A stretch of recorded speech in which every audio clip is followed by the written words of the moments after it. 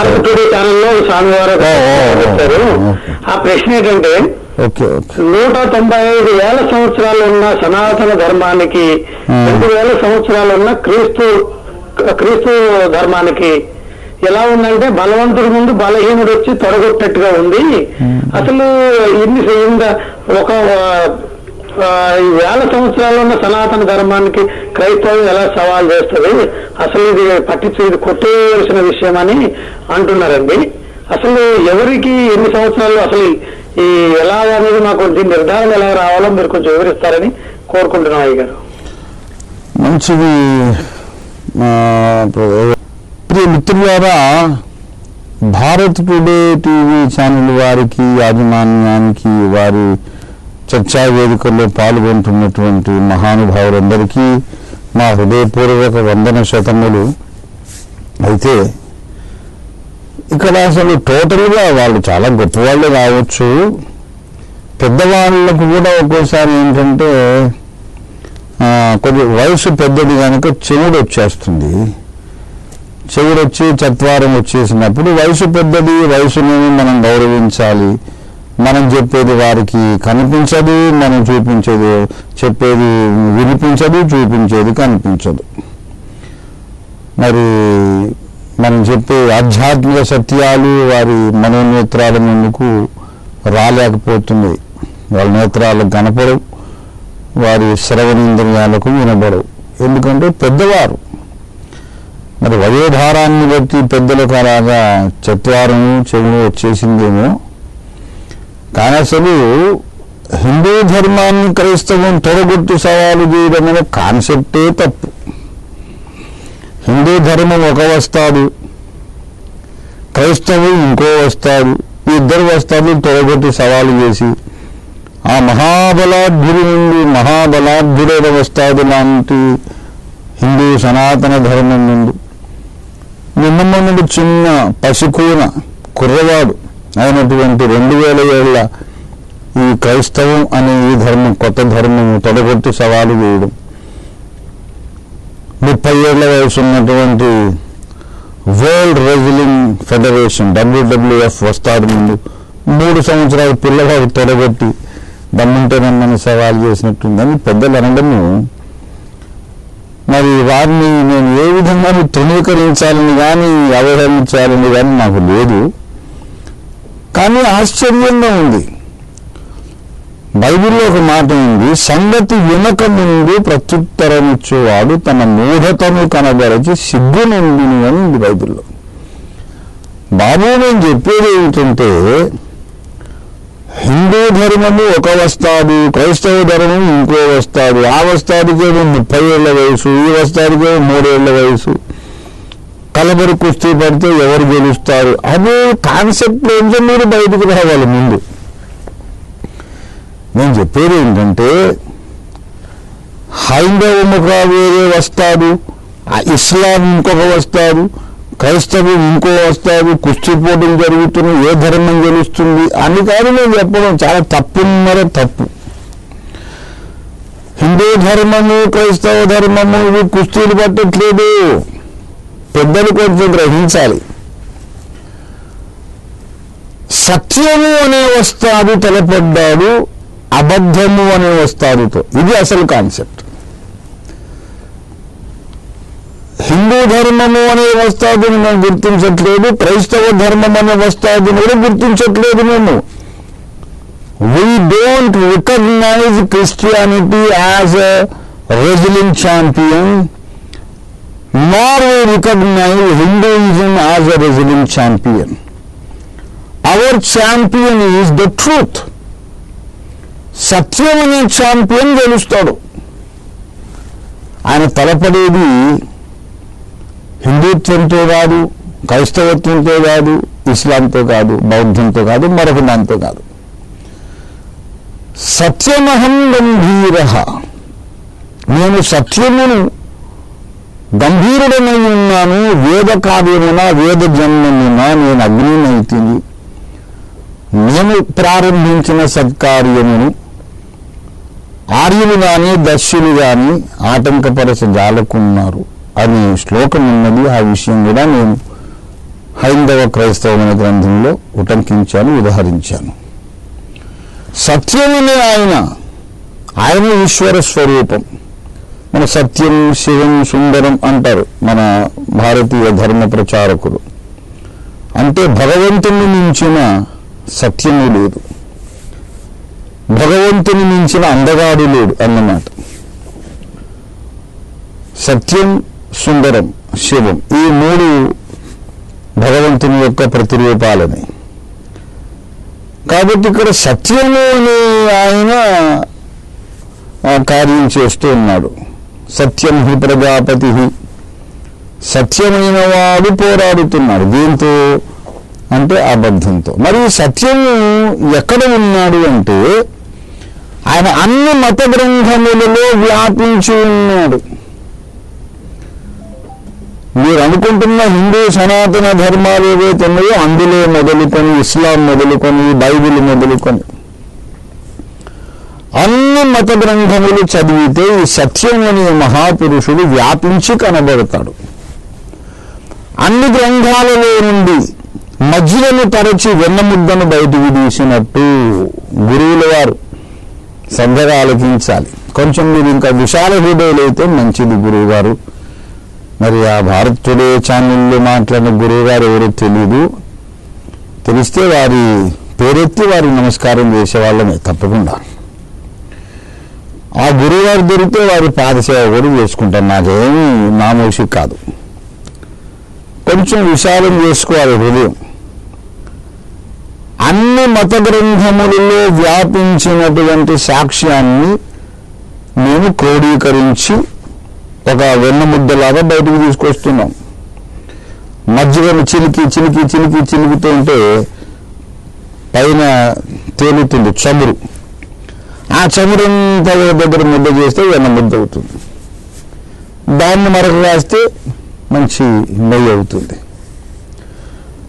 అలాగే అన్ని మత గ్రంథములను తరిచి వెన్నముద్దను బయటకు తీసినట్టు ఆ సత్యం అనే ఆ మహానుభావుని, మహాపురుషుని మేము దర్శించుకుంటున్నాం. ఆయనతో పోరాడేది సత్యము కానటువంటి వేరే శక్తులు పోరాడుతున్నాయి, కానీ అవేమీ సాధించలేవు అని. ఇప్పుడు మేము హైందవ క్రైస్తవుని పుస్తకంలో విన్నవించింది ఏంటంటే అన్ని మత గ్రంథములను కలిపి కాచి వడబోసి తరచి పరిశోధించి వెన్నముద్దను బయటకు తీస్తే మాకు దొరికిన వెన్నముద్ద పేరు నజరేయుడని యేసు. మీ వేదాలను మక్కువతో చదివాం, బైబిల్ను మక్కువతో చదివాం, ఖురాన్ షరీఫ్ను ఎంతో మక్కువతో చదివాం. ఎంతో ప్రేమతో, అభిమానంతో ఈ గ్రంథాలన్నీ చదివితే అన్నిట్లో వ్యాపించి మాకు పైకి తేరిన చమురు ముద్ద, ఆ వెన్న ముద్ద మరియ కుమారుడు, దేవకుమారుడని యేసు. ఇది మాకున్న విశాల భావం. కనుక మీరు హిందువుల పక్షంగా మాట్లాడండి, మేము క్రైస్తవ పక్షంగా మాట్లాడి అన్నిటిని తెలుసుకుందామని తొలగొట్టేటోళ్ళం మేము కాదు. మీరు మీ గ్రంథాలు అనుకున్నవి కూడా మావే, బైబిల్ కూడా మీదే కాదనుకుంటున్నారు. మీరు కొంచెం మనసు విశాలం చేసుకోవాలి. ఇకపోతే ఏదో ఇంతకుముందు అభిమాని గారు, పేరు చెప్పని అభిమాని వారు నా వందనాలు,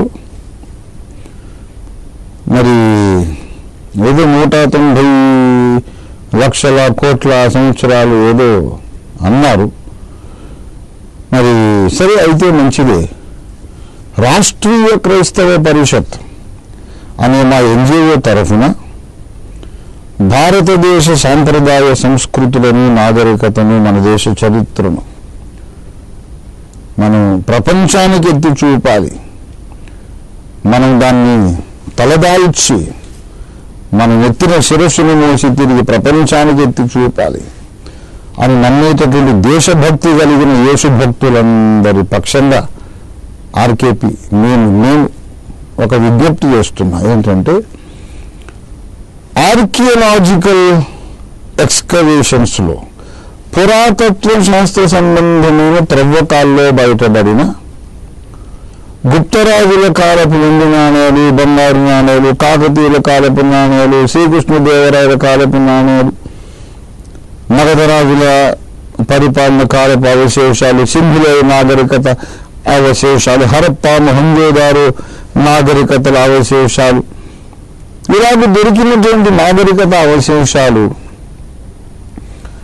ఎన్ని వేల ఏళ్ళ క్రితమివి అనే సంగతి నిరూపించడానికి radio carbon dating method, dating system అనేది ఒకటి ఉన్నది. ఆ డేటింగ్ సిస్టంలో ఇప్పుడు మనవాళ్ళు చెప్పుకుంటున్న ఈ నాగరికతలు ఉన్నాయి. ఇది పుణ్యభూమి, కర్మభూమి, వేదభూమి, దేవభూమి. మన దేశంలో ఆనాటి త్రేతాయుగం నాటి అవశేషాలు, కృతయుగం నాటి అవశేషాలు, ద్వాపరయుగం తర్వాత ఈనాటి కలియుగ ఆరంభం నుంచి ఉన్న అవశేషాలు అన్నీ సిస్టమేటిక్గా తీసుకొచ్చి పేర్చి, ఇదిగో రేడియో కార్బన్ డేటింగ్ సిస్టమ్ ప్రకారం ఇది ఇన్ని కోట్ల సంవత్సరాల పాత ఇటుక రాయి కనుక ఇది కృతయుగం నాటిది. ఇది రేడియో కార్బన్ డేటింగ్ సిస్టమ్ ప్రకారం ఇది ఇన్ని కోట్ల ఉన్నది కనుక ఇది త్రేతాయుగంలో ఉండొచ్చు. ఫలానా బండి చక్రమో లేకపోతే ఒక టీ కప్పో లేకపోతే మంచమో కంచమో ఏదో ఒకటి, ఒక రాయి రప్ప, ఒక ఇటుక ఏదో ఇన్ని లక్షలు వెళ్ళదు కనుక ఇది ద్వాపర యుగం అయి ఉంటుంది అని సిస్టమేటిక్గా ఈ ప్రాచీన పురాతన కాలపు నాగరికత అవశేషాలన్నీ తీసుకొచ్చి ముందు మనం అంటూ ఒక నిరూపణ చూపించాలని నేను డిమాండ్ చేస్తున్నాను. ఇప్పుడు రామసేతు అనేది ఉన్నది. తమిళనాడు నుండి శ్రీలంకకు ఉన్నటువంటి సముద్ర గర్భంలో ఉన్నటువంటి ఆ సేతువు శ్రీరాముడు లంకకు వెళ్ళడానికి, సముద్రాన్ని దాటడానికి, వానర సైన్యంతో వెళ్ళటానికి రాముడు కట్టించినటువంటి వారధి ఈనాడు దొరికింది. నాసా వారి ఉపగ్రహ చిత్రాలకు దొరికింది. అది జాతీయ సంపదగా పరిరక్షించాలి అని డిమాండ్ వినబడుతోంది. రాష్ట్రీయ క్రైస్తవ పరిషత్ దాన్ని పూర్తిగా సమర్థిస్తోంది. ఇది మా డిమాండ్ కూడా. మన దగ్గర త్రేతాయుగం నాటి అవశేషం దొరికినట్టే కదా రామసేతు. మరి మన దగ్గర మన స్వదేశంలో మన మాతృభూమిలో కోట్ల సంవత్సరాల క్రితం నాటి వంతెన ఉండగా ఈ ఆంగ్లేయులు, పాశ్చాత్యులు వీళ్ళెవరో మ్లేచ్చులు తీసుకొచ్చినటువంటి బైబిల్ చరిత్ర మనం ఎందుకు నమ్మాలి? 6000 ఏళ్ల కిందట ఆదాము వచ్చాడు, ఆదాముని దేవుడు చేశాడని. కనుక ఈ రామసేతుకు ఉన్నటువంటి ముందు హిస్టారిసిటీ, తర్వాత దాని డేటింగ్ అనేది సరిగ్గా మనం నిరూపించాలి. నిరూపించిన తర్వాత ఇంకా ఏ హిందూ ధర్మ ప్రచారకుడు అక్కర్లేదు. అద్దరికి రంజిత్ ఓఫీరే ఫైట్ చేస్తారు ప్రపంచవ్యాప్తంగా. నేను చాలు భూగోళానికి ఇంకా మీరు ఎవరు అక్కర్లేదు. 200 దేశాలకు నేను ఉత్తరాలు రాస్తాను. 200 దేశాల విద్యాశాఖ మంత్రులకు ఉత్తరం రాసి గడబిడ గందరగోళం చేసి వదిలేస్తాను. వేరే అమాయకులారా, మూఢుల్లారా, మీరు మీ టెక్స్ట్ బుక్లు మార్చుకోండి. 6000 ఏళ్ల కిందట ఆదాం పుట్టడం కాదు, అంతకన్నా ముందు కోట్ల సంవత్సరాల కిందట నరావతారం ఎత్తి శ్రీ మహావిష్ణువు రామావతార కాలంలో ఇదిగో ఆయన నిర్మించినటువంటి సేతువు వారధి ఇక్కడ ఉన్నది. కనుక మీరు 1000 సంవత్సరాల చరిత్ర పెట్టుకొని నా జోలికి వస్తారేమిటి? నోళ్ళు గట్టిగా మూసుకోండి, మీ టెక్స్ట్ బుక్లు మార్చుకోండి, మీ బైబిల్ గ్రంథాలు కూడా మార్చుకోండి అని అందరికంటే ఎక్కువ రాష్ట్రీయ క్రైస్తవ పరిషత్ అధినేతగా అద్దంకి రంజిత్ ఓఫీర్ అని నేను ఫైట్ చేస్తాను. మీలాగా ఏదో టీవీ ఛానల్లో కూర్చొని కాదు, మొత్తం 200 దేశాలు గడబడి చేసి వదిలేస్తాను నేను.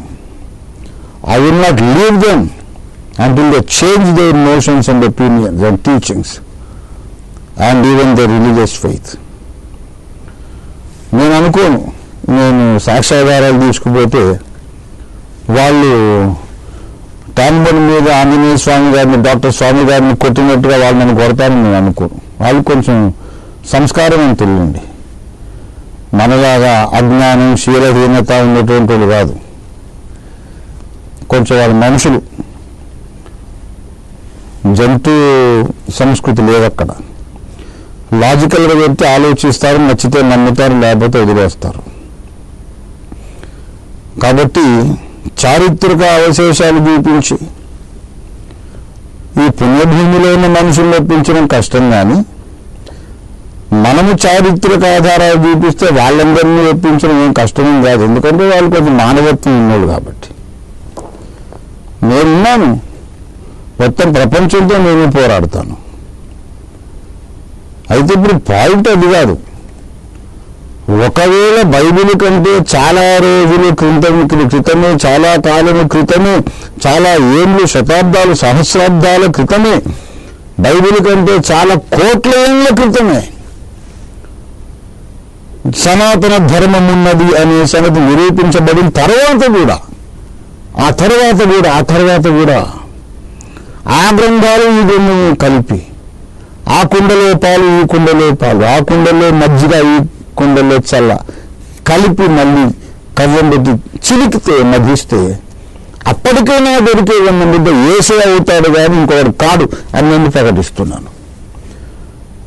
కనుక తెలుసుకొని నువ్వు ఏం చెబుతున్నామో విని మాట్లాడితే కాస్త పరువుగా ఉంటుంది. కాషాయాలు కట్టుకోవడానికి సరిపోదు, కాస్త జ్ఞానంగా మాట్లాడడం నేర్చుకోండి. దేవుడు వాడిని ఆశీర్వదించును గాక. రైట్.